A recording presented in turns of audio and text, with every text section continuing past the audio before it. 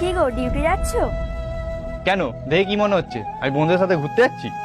আসলে আমার না 500 টাকা লাগবে একটা ক্রিম কিনবো বলে। ঠিক আছে, মাইনে পাই কিনে দেবো।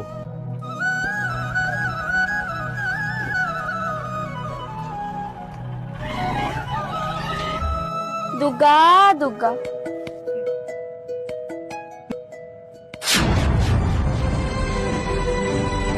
কি গো, তোমাকে যে বললাম আমাকে 500 টাকা দিতে। কদিন আগেই তো বললাম মাইনে পাই টাকাটা দেবো, এখন আবার চাইছো কেন? আসলে আমার 12 তারিখে আগে টাকাটা লাগবে, 12 তারিখে আগে দিলেই হবে। ঠিক আছে, মনে থাকবে, অত মনে করিয়ে দিতে হবে না।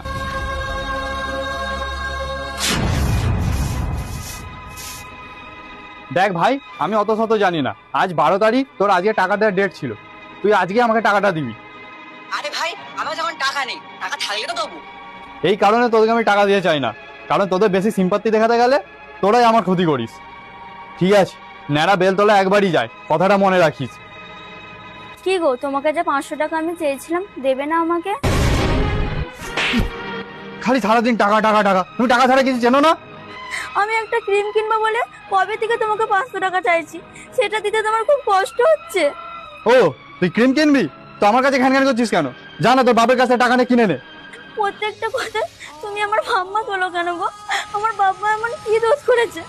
তাছাড়া তুমি আমাকে বিয়ে করেছো, তুমি কিনে দেবে, আমার বাবা কেন কিনে দেবে? বিয়ে করেছি বলে কি তোর যখন তখন সবাবদার মেটাতে হবে আমাকে? টাকা ইনকাম করতে কত কষ্ট হয় জানিস? নিজে ইনকাম করে দেখ না একবার, তখন বুঝতে পারবি টাকাটা ইনকাম করতে কতটা কষ্ট হয়। বিয়ে করলে যে বউকে হাত খরচ দিতে হয় সেই জ্ঞান যখন ছিল না, তাহলে আমাকে বিয়ে করলে কেন? একটা দিন ছুটিতে ঘরে আছি, তুই আমাকে সাথে থাকতেও দিচ্ছিস না ঘরে। বাপের মহিলা কথা রাখ।